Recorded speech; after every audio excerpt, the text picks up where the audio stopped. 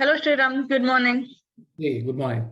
How are you? Today, I welcome you all on behalf of Vinos Venture Engine for the webinar on the topic, how to build a customer-centric startup. Our guest speaker for today is Shreeraam Devaraj, who is a startup program lead for Asia Pacific and Japan. He did his BSc Computer Science at Madurai Kamaraj University. Then he pursued postgraduate diploma in Management Sustainability Studies at Birla Institute of Technology, Management Technology. A short line about Freshworks. Freshwork makes it fast and easy for business to delight their customers and employees. They do this by taking a fresh approach to delivering software as a service, which is affordable, quick to implement, and designed for end users. Freshwork builds tech that works for everyone and make it easy for IT, customer service, sales, marketers, and HR to do their job and delight their customer. More than 50,000 companies use Freshworks SaaS to enable a better customer service, that is CX CRM, and for employee experience, it's ITSM and HRSM. Now we move on to a short brief about Vinos Venture Engine. Vinos is India's largest startup investor platform that integrates more than 134,000 plus startup profiles. 10,900 plus investor profiles and 800 plus incubator profiles. Vinos is supported by the IIT Madras Incubation Cell. The offerings of Vinos is to help early stage entrepreneurs to identify potential investor, understand the startup landscape, estimate the evaluation of early stage venture, get access to funding and expertise, and much more. Mentorship for startups at different stages through our Consult Delphi and Clarity as a service. We have recently joined hands with Freshworks for Startup. If you're part of Vinos community, now you will have access to our free credits worth 10,000 USD, which is 8 lakh rupees across the Freshworks suite of products. Engagement in terms of content, resource, office hours, and mentorship and workshop. Now that's all about introduction about our partnership, Vinos and Freshworks. And now I hand over the session to our guest speaker, Shreeraam. Hey, thanks. Thanks so much, Ranjani. Hey, everyone. Thanks for tuning in on a Saturday morning. I know there are a few folks from Vinos, others over here, founders, or if you're part of a startup, please feel free to introduce yourself and what you're doing in your company over the Zoom chat so that I have some context around what topic should I be stressing more on. Let me give you a very short intro about myself so that you folks can probably put in questions related to my experience. So I have close to 8.5 years of experience in building GTM channels for early stage companies. In the past 3 years, I've been handling channel partnerships for Freshworks, under which I take care of the startup program for APJ region. So if you have any queries regarding setting up your sales processes or setting up your sales team, hiring for sales, scaling, or if you have questions around like marketing or program management, please feel free to drop me a question. I also am fortunate to work with some of the well-known startups within the Indian ecosystem. So if you have any queries regarding scaling, fundraising, please feel free to ask that as well. So today, I will be running you through a few slides around how do you go about building a customer-centric startup. I have tried to put together content which is relevant for companies in the pre-seed to growth stage. If you feel that you would like me to cover any specific topics, do let me know, and then we could go on those lines. Apart from that, I will also give you a very short overview of the program. I will not go much into details because I think Ranjani has already covered it, but some examples around how we went ahead on building Freshworks and the program as well. So yeah, without any further ado, let me just get started. All right, do let me know once you can see my screen.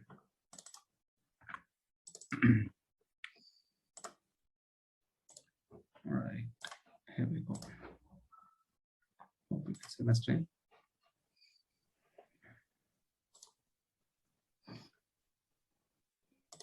Cool. All right.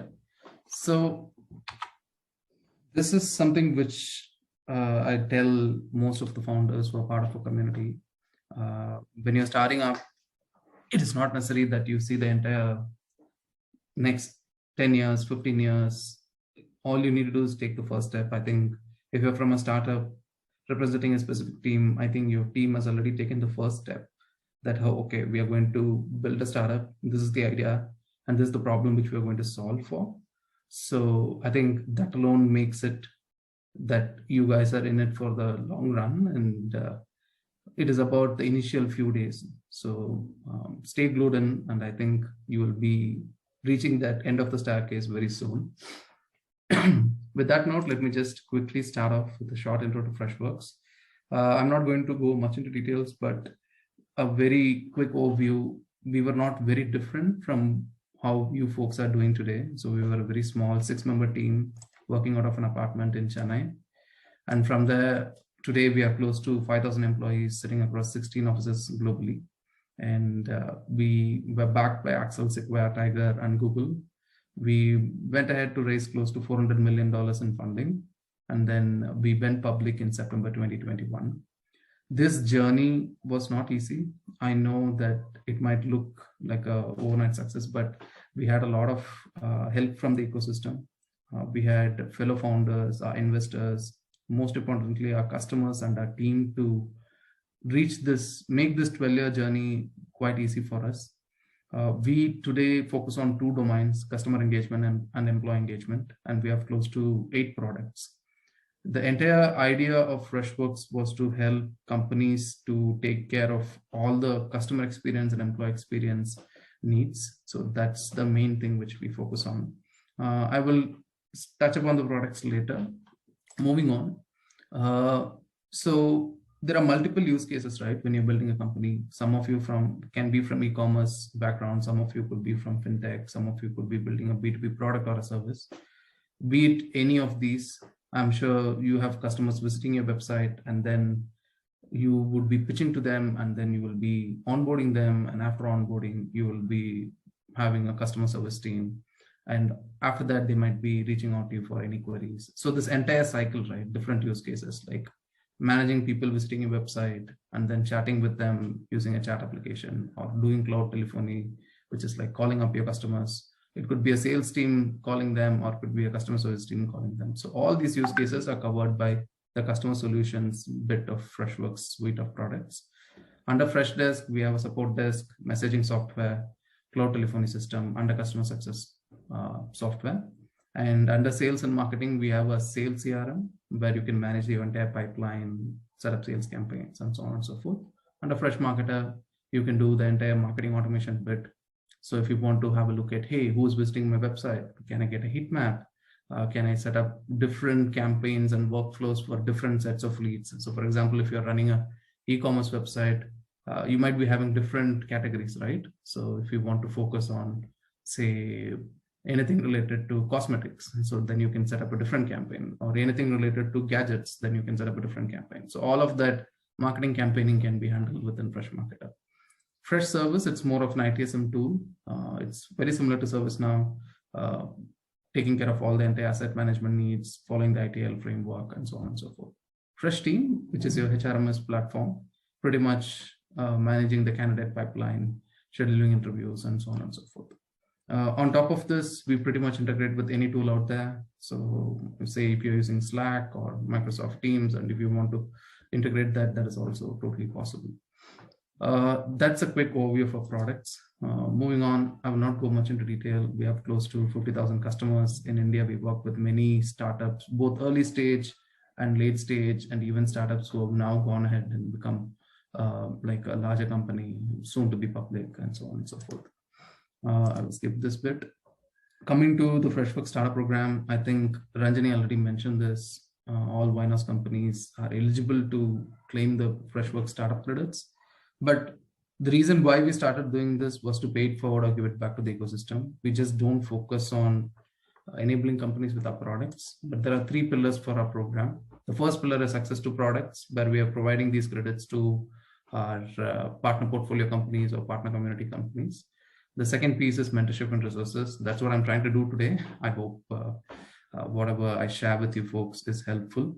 And the third piece is access to ecosystem. So here is where we do founder VC connects, co-marketing, co-branding, and enable companies to access our ecosystem of customers and partners. So globally, we have close to 450 plus partners. So this is a quick overview.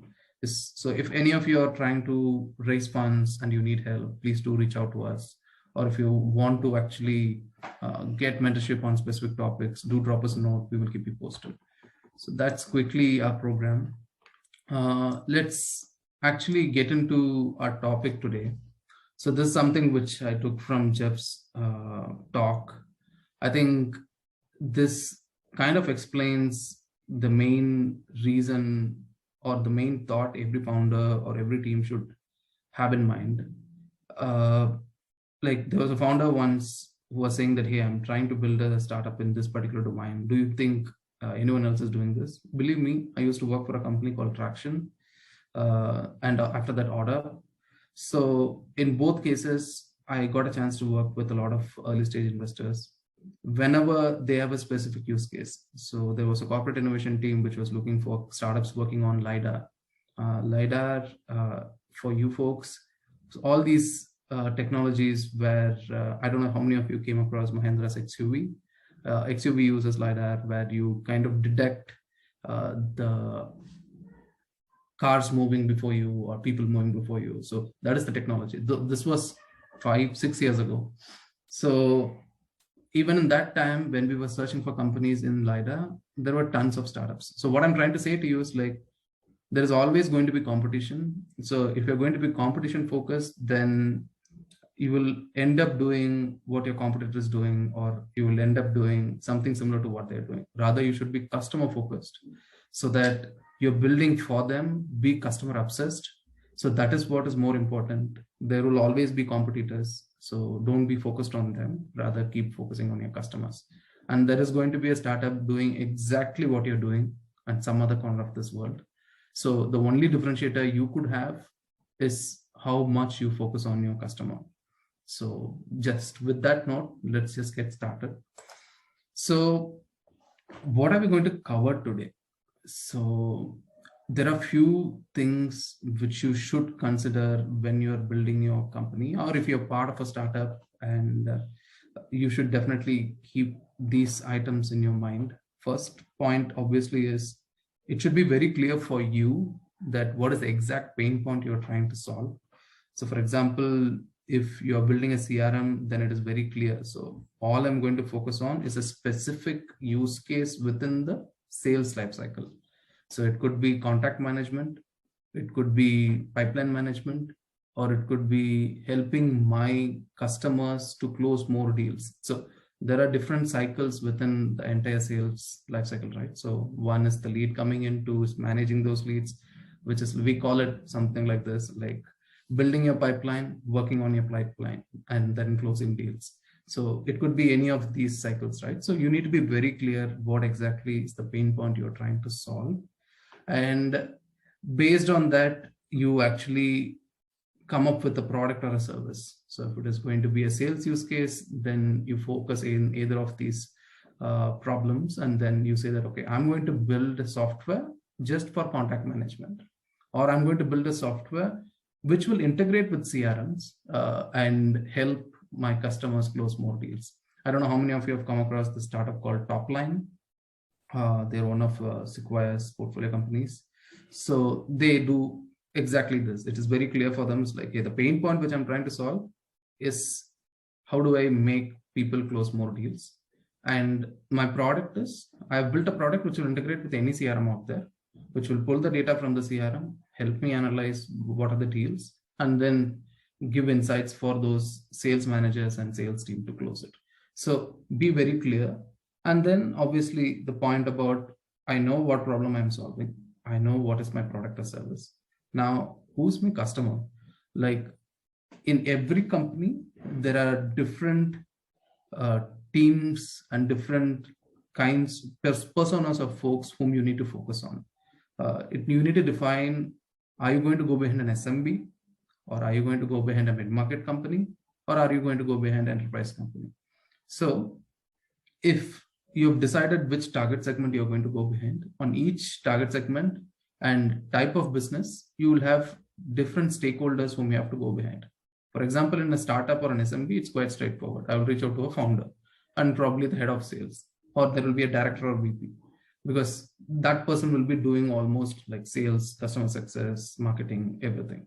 So that is the case in case of an SMB or a startup. If you're going to go behind a mid-market company, probably there is two layers. There is this end user and there is this VP or director, and there is a different team which actually signs the check. And this is the kind of folks who will be your customer, or like different folks within the particular company whom you need to get in touch with to close that particular account. If it is an enterprise, it's totally different, where you have probably 4 or 5 layers. There is the end users. The end users will be having a team lead, and then there will be a procurement team, and then there will be a business head, and then in addition to that, there will be a legal and finance team. So you would have to go through these different personas to actually get the deal in. So once you have this in place, then you will be very clear, okay, this is the kind of customer I will have. These are the different personas within that particular company whom I need to be in touch with. So have these things very clear. Then the next thing, one of the things, or one of the main like hurdle, I would say, like not a hiccup. This is one of the things which most of the founders or like startups are not very much clear of. What is the exact market opportunity for the pain point you are trying to solve? People typically say like, okay, what is the total addressable market, TAM? So keep this very clear. Like there might be points where you are thinking about a pivot for your company. So, or you're coming up with a new product or a service or a new use case which you're trying to solve. So during those early stages, it will be very clear for you at like probably 3 months or 6 months down the line, you kind of feel that, okay, what I'm trying to put across to the market is not actually an exact fit. So you're thinking to pivot, or something like COVID happens, then you're thinking to pivot. So at that particular juncture, you should be very clear, like, okay, what is the TAM right now? What am I going behind? How big is the market? How many competitors do I have? And so on and so forth. And this is something which I've already told. How do you differentiate? It's quite straightforward, right? I will actually touch upon that later in this deck as well. It's either you're building a new category. I think this is something you folks would have come across, like discussing with multiple folks in the ecosystem. Either you're building a new category or you're coming into an existing category, right? So what is the exact USP you're trying to solve? And lastly, how do you go ahead and set up a GTM engine to actually break through? So what are going to be your channels? What kind of content you are going to use? What kind of strategy you are going to use? Is it PLG, product-led growth, or it's a sales-led growth? So you need to actually come up with that GTM angle for you. So these are a few things which you need to have in mind while you're building a company. After this, we will actually go into the key, I would say 3 key pillars if you're building a company or if you're part of a startup. The first bit is customer acquisition, because that's how you will prove to yourself and also your potential investors and even to your customers that, okay, what you're building is actually solving a problem and you have a clear customer acquisition strategy. So we will go into that as well. Second piece is PMF. I know this is like a cliched thing, but this is actually the main aspect as well. So we were doing this event with the AWS last week. We called it SaaScam. Even today, the main aspect, all the VCs who came. So we had Shekhar Kirani, we had Manav Garg, and multiple other VCs. The main thing which they were again and again focusing on is PMF. Do you have the correct PMF? So what are the few things we should consider when it comes to product market fit? And lastly, probably you would have figured out how to acquire customers. Probably you have a good PMF, but you're not going to scale from say 1 million to 10 million or 10 million to 100 million until otherwise you have operational excellence. We will cover how do you go ahead, or what are the few aspects which you need to look at when you're looking at operational excellence. So these are the three key things which we will cover. I will just take a pause. I see a lot of chat. So let me just have a look if there are any specific questions. Hi, Vishwant. Is it available? Yeah, it's available, Dhruvang, if you're asking about the credits. All right, moving on. Let's look at customer acquisition. All right. So at any point in time, if any of you have any questions, do let me know. And then we will go ahead with that. So if when you're looking at customer acquisition strategies, this is like what I told you right earlier. There are two things. One, either you're going to create a totally new category, or you're going to win in an existing category. So in case of Freshworks, it is about winning in an existing category. So I will probably take some examples from our journey. So let's look at creating a new category for companies who are probably trying to do something totally new. And then what are the few things which you should be focusing on? For both cases, we will be looking at sales strategy and a marketing strategy, how it differs, and so on and so forth. When it comes to creating a new category, there's a lot of education needed for your potential customers. So like if I have to give you an example, when the first time, say, like operating softwares came, OS came, or the first time when something like Uber came or Ola came, the concept was there, but it was actually a new category when they started, right? So you would have to do a good amount of education. For that, you need to know a few things, right? Who exactly is your buyer? What is the kind of budget they have?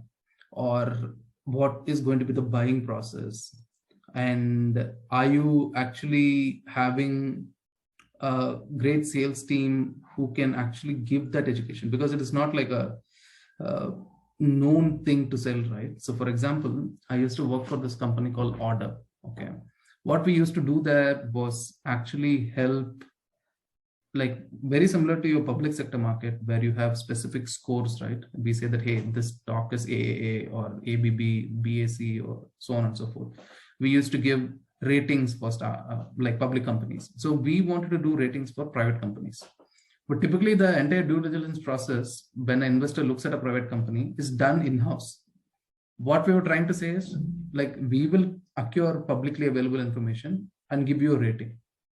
Like, this is something new for investors because they know what to do when they're investing in companies. They do their entire analysis and they go ahead and invest in companies. But for us, it was actually something which we were saying that, hey, we have the scoring, you can definitely use this. So now I have to educate these VCs saying that I know that you folks are looking at a lot of the details which the founders and the teams are sharing with you.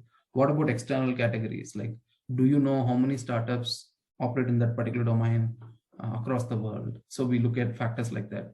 Do you know what kind of social traction they have, and so on and so forth? So I had to do a lot of education to them. And this is not a product already available in the market. So you will not have salespeople who are actually aware of things like this. So you need challenger salespeople. So the point is, when it comes to the sales strategy, you need to be very clear on a few things.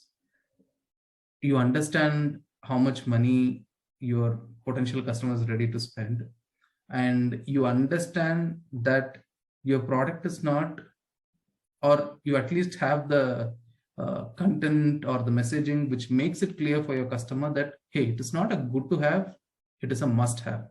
So that is something which you need to have in mind. And buying process in these cases, if it is a new category, you have to figure it out. The point which I was telling you guys, right? So do you know which teams you need to reach out to? So what we ended up doing was, for 6 months, we were just exploring which are the different target segments whom we can focus for that particular product. We spoke with a lot of VCs, we spoke with a lot of management consultants, we spoke with a lot of IBs, just to understand, hey, how do I make my product from good to have to must to have? And 2, like, what is the potential budget this particular customer has? 3, what is the sales process? Whom should I reach out to? So you either, the only way you figure it out is to speaking to your potential customers. So I would say, like, if you're creating a new category, rather than selling and on the get-go, I would suggest that you go there, understand the entire process, and take inputs from them, and then probably with the acquired knowledge, you go ahead and do the sales bit. Now, coming to the marketing piece, I think I have covered a bit, but this is about the messaging, right? And how exactly you're positioning that particular product or service among your audience, and how, like, disruptive it is, by which I mean, like, how big of a change are you bringing into that particular problem statement. So that's what I was telling you earlier, right? It should not be good to have, it should be a must have. Like, that would happen when you actually work on positioning, and how exactly are you bringing about a change in that particular use case you are trying to solve. These are like the few pointers which you need to have in mind from a sales and a marketing side when you're actually building a company, or building a company in a category which is like, you are the one who's defining that. Now, coming to building an existing category, I think this is what most of us face when you're building a startup, because you're probably building I don't know, probably a marketplace, or you're building an e-commerce company, or you are a D2C brand, or you're building a fintech use case.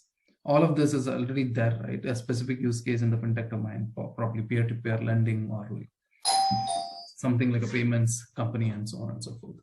So this is something most of the startups face. So then how do you go about doing this? I think this is where the entire operational excellence piece comes in. It is all about great execution, and mainly focusing more on your customers, because now what you're trying to do is create differentiator with the existing products in the market. So say if you're going out there to build a CRM, or if you're going out there to build a marketing automation tool, this is something like, it is already out there. There are hundreds and thousands of CRMs out there. So now it is all about what is that USP which you have, and how good of a service you have. And then, are you positioning your product with the right pricing? Pricing is also a main thing to focus on when it comes to a crowded market, because actually that helps you to close deals when compared to some other player who's actually charging $200 or $300 for something which can be achieved by $30 or $40. At the same time, not compromising on the quality, and also on the efficiency of that particular product or service which you're providing. It should be easy to use, it should have a great UI, UX, and it should be highly affordable. So how do you play with the pricing is another thing which you need to have in mind. And then, wallet share. This is something which is what the pricing game is all about. But say, for example, if you're operating in the CRM domain, the example of Topline which I was saying, say I'm already paying for a CRM. Now I'm paying for another tool which integrates with the CRM and helps me close more deals. So in that case, it should not be as costly as a CRM. So if I'm paying $30 for a CRM, ideally the pricing should be somewhere around $5 or $8 per user, or like a specific fixed fee for the month, and so on and so forth. So you really need to fit into that wallet share.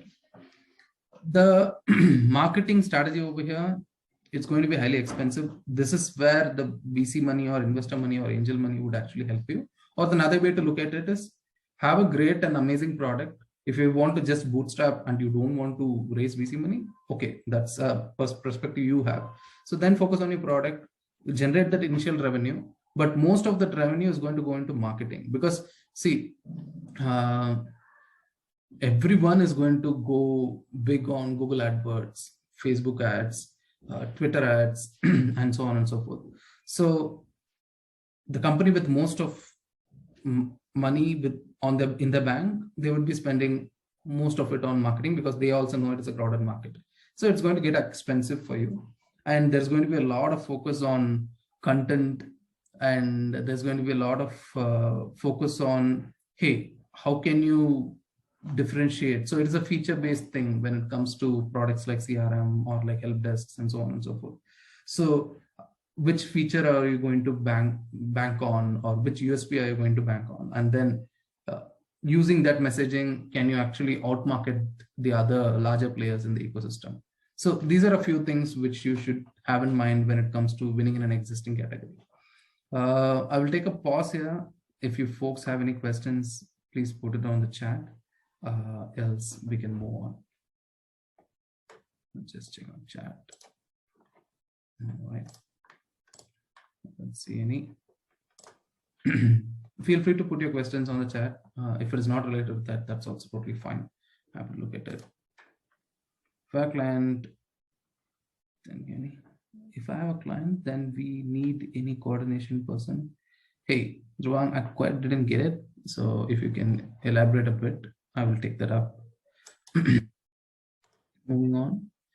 These are a few examples. I think this is some of the brands all of you know.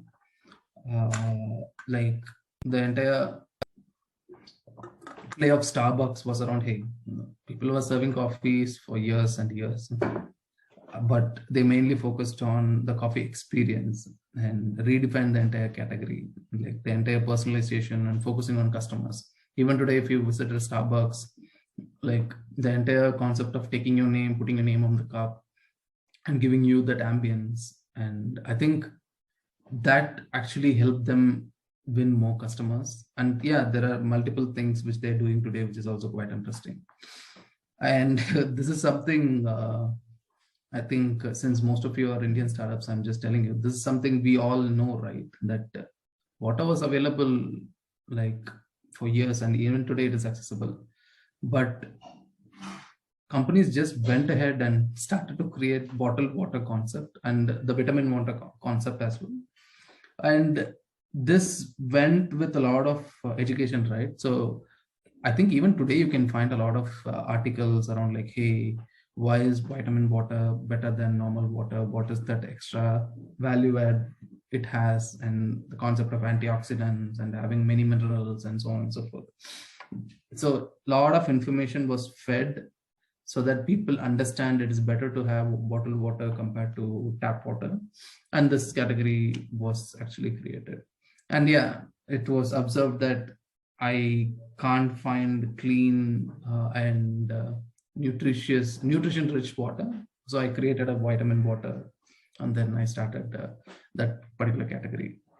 Apple is like totally, I would say, innovation-driven. So there are certain companies which does it for the first time, and then they make it to the market by providing multiple things, right? They just didn't focus on creating that iPhone, but they also focused on experience. They also focused on the entire feel of having an or owning an Apple product and so on and so forth.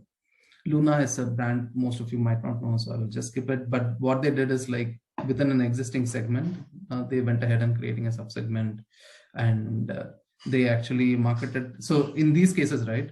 So for example, the entire example of top line, which I said, like CRM is a domain which already exists. So I created a subdomain within that, saying that within the CRM, the main problem is actually closing more deals. So I will focus on that. So that is a subsegment, and that is the desired solution as well, right?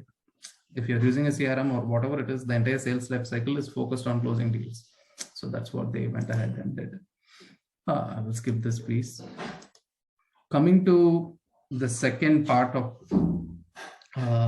the three pillars which you need to keep in mind is the product market fit. This is something which I've already told you when we started. It's really important that you think that you have built a product to solve a particular use case, right? Probably you did use some surveys, and then you actually went ahead and built this particular product, or probably you are in this domain building and working on this particular industry for a while. So you think this is a problem and I have built a product. But it's really important to understand how your customers are using your product or service, because there are two things which will happen. One, probably your thought process around solving this particular problem was not that effective, or two, it is effective. At the same time, you're able to find a few loopholes which you can build as features, and probably that would open up a new target segment for you totally. So for example, say if you're building a peer-to-peer lending solution, and you were typically reaching out to, say, uh, college students who are looking to raise some funds to pay for their education. So that is a use case. Probably you partnered with some banks, but then you came across a few angel investors who are also open to put in a few lakhs. So things like that you would find only if you speak with people who are actually using your product and for what use case are they using it. And through that, it might open up newer markets for you, or you will also be able to get a quick sense of, hey, what are the gaps which I have with respect to what I'm promising and what exactly the product is solving for. This is like overstressed, but still I will put this across. You really need to obsess on customers. Even today, you see AWS and Amazon, right? One of the principles which they have is be customer obsessed. And customer obsession is one of the key principles which they have. That is the only way you can kick off the flywheel effect. Flywheel effect is nothing but, hey, you onboard 100 customers. Those 100 customers will actually act as the flywheel to get another 1,000 customers. So these are a few things which you need to have in mind when you're looking at PMF. Moving on, let me just share the other pointers as well. Some topics over here is something which we have covered, where focusing more on how good of experience are you putting across, and it is not just about selling. Post-sales service is something which is really important. So we need to look at, okay, I've onboarded, say, 100 customers, but most of them are having bugs when it comes to integrations. And when even within integrations, there are 3 platforms which they're trying to integrate with, but I'm facing issues with that.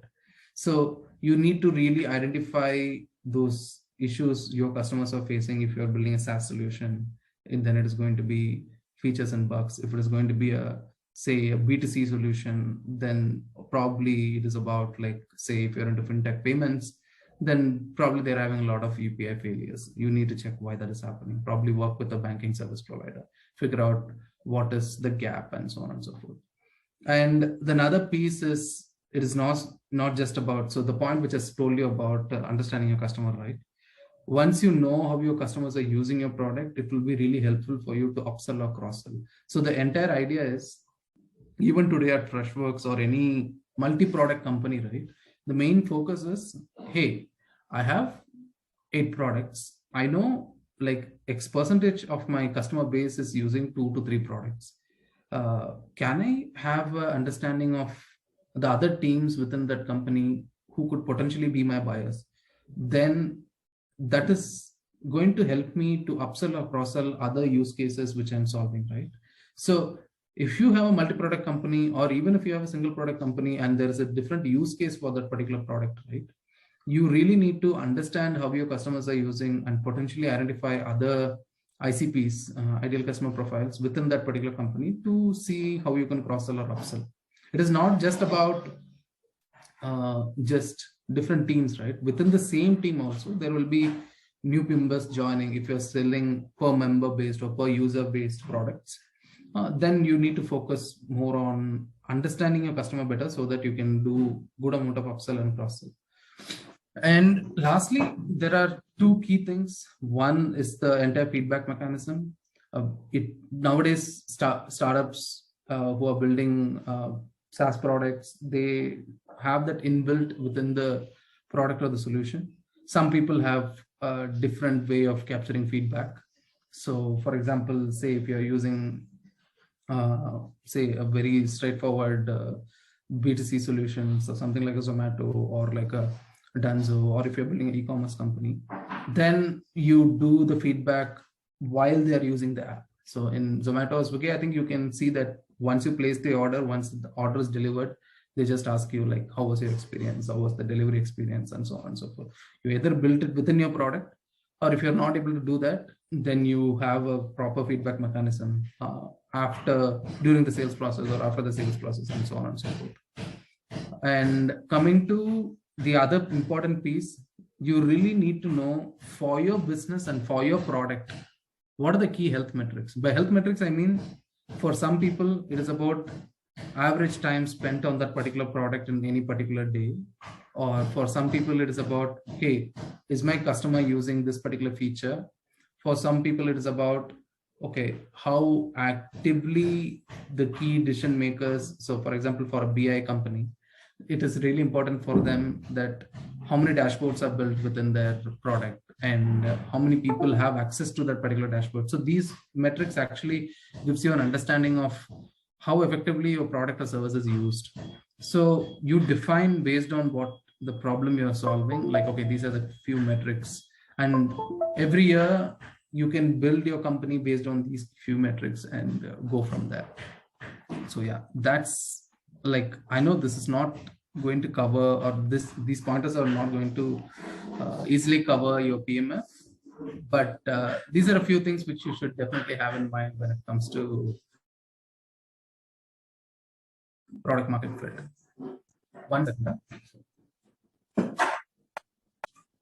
All right, I'm back. Cool. Moving on.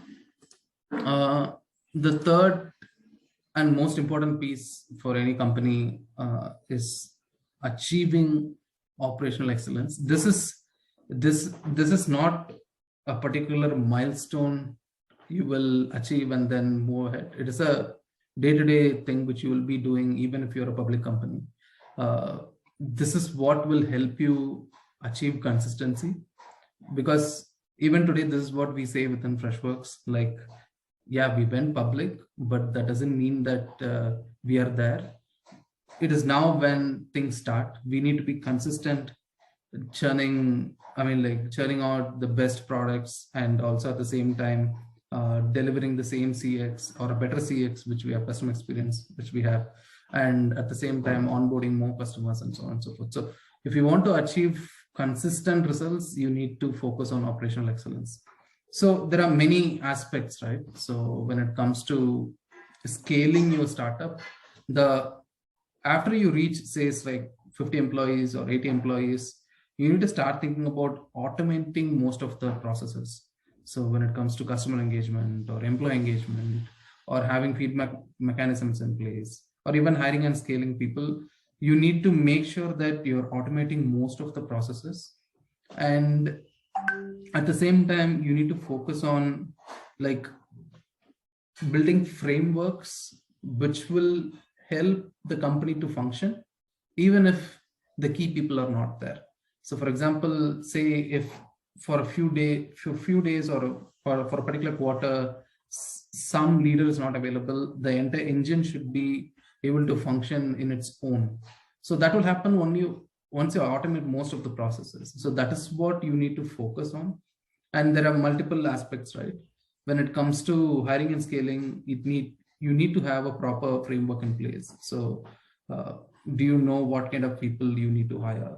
And do you have a wiki of sorts, or a list of items which you need to keep on check when you're hiring, say, engineers or say sales folks? So that entire process should be defined and readily available for anyone to just access it and then go ahead and hire more people. And also when it comes to the customer engagement or getting feedback mechanisms in place, it needs to be totally automated. You shouldn't be worrying about, hey, is my customer speaking on Twitter something about me, or Facebook something about me, or when it comes to getting bug requests or like a lot of queries from customers, have you segregated it to different I would say categories? Do you know like what category needs to go to this particular person? So this entire process needs to be automated. Same goes for employee engagement and so on and so forth. This is an ongoing process, and you need to be focusing on this, I would say, like every quarter, so that you relook at what you have defined. Is it working? Are there some gaps? If not, then just come up with a better way to manage this, or better way to automate the processes and so on and so forth. Now, coming to like looking at all these three things, right? One is customer acquisition, two is product market fit, and three is operational excellence. Today, the current state, how we see in some companies is like there are a lot of silos when it comes to sales, marketing, operation support, and the BizOps team. There are a lot of people gathering information from customers or from internal stakeholders, and they're operating in silos, the information is not shared, and you're not able to get a 360-degree view. Because of this, you end up doing like, not, I would not say a bad CX, but the experience is actually broken for a customer. So for example, imagine a customer visiting a website and inquiring about a particular product. Probably that data is with someone in the sales team. And now when it goes to the marketing team, now they might be actually sending information to them when they're already aware of this particular product or service.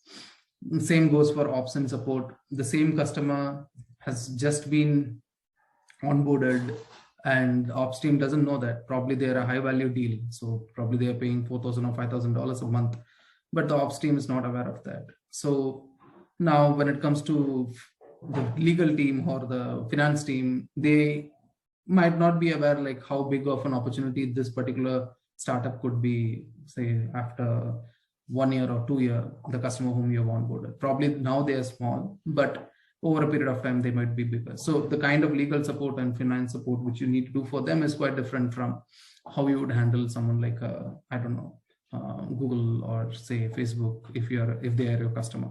So this is how silos are created within the company, and you don't get a 360-degree view. What you should ideally have is a unified 360-degree view of your customer, and this would actually help you achieve say the operational excellence piece, at the same time help you focus more on customer acquisition, and at the same time you will be able to generate a good PMF if all the information which you're getting about your customers are there in a single place, and you're able to get a single context for all your teams. And you really need to focus on that piece, and that's what we started focusing on. And that is the value proposition we also want to put across for startups. When it comes to customer acquisition, you can use these products to actually get that unified view of that particular customer. And when it comes to product market fit, it is about understanding your customers better and focusing more on upselling and cross-selling to them, and focusing more on the kind of service you're providing and the bugs you're trying to solve. So that's what Desk and Fresh Success is all about. And when it comes to operational excellence, it is about automating most of the processes and delivering a better engagement for your customers and employees. So that's the third piece which we try and focus on. So like, this is what I would leave with you. Like, point number one is make sure you have those initial pillars in place, like understanding what you're trying to solve, who is going to be a buyer, and what kind of target segment are you going behind, and make sure the product or service you have has a decent UI and UX when you're starting with. And then as you grow, start focusing on these aspects, like how are you going to do customer acquisition, what kind of business are you building, and based on that you design your sales and marketing strategy. And finally, coming to the main important piece, the PMF aspect, you decide how well you understand your customers, and then based on that you define your entire GTM and so on and so forth. Lastly, keep focusing on automating processes across customer engagement, employee engagement, and also the entire hiring and I would say the process of building a product and the engineering team and so on and so forth. So make sure these things are in place, and I think that would be the main, I would say, the key things which you need to focus if you want to scale a business from 0 to 1 and 1 to 100 and so on and so forth. So I think we are already over time, so I will just stop here, and if you folks have any questions, do let me know and we can go from there. So there's something you can reach out to us at Startup Freshworks if you have any queries, and we will be happy to take it up. Cool, and that's it from my end. Thank you, Shreeraam. Any questions from audience participants?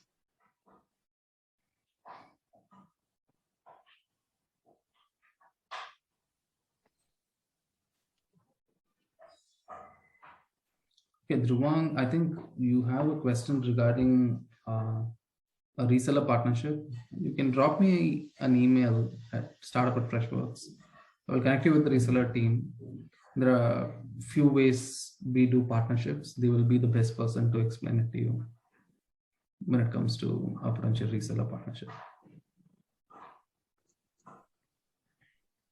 Shreeraam, let's just see what's the questions in chat. Okay, sir. Thank you.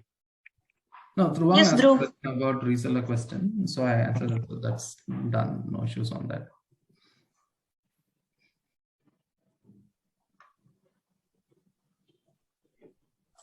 Cool, folks. I think all of you are shy on a Saturday morning. So if you have any questions, drop us an email at startup@freshworks, and then we will pick it up from there.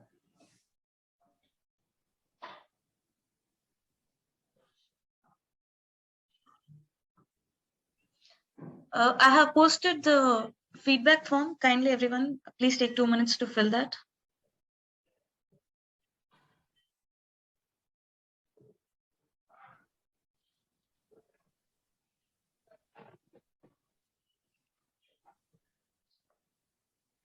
Cool, folks. All right. Thank you. One stream, thank you so much for having me here today. If there are any questions, do let me know over email, and then happy to take them.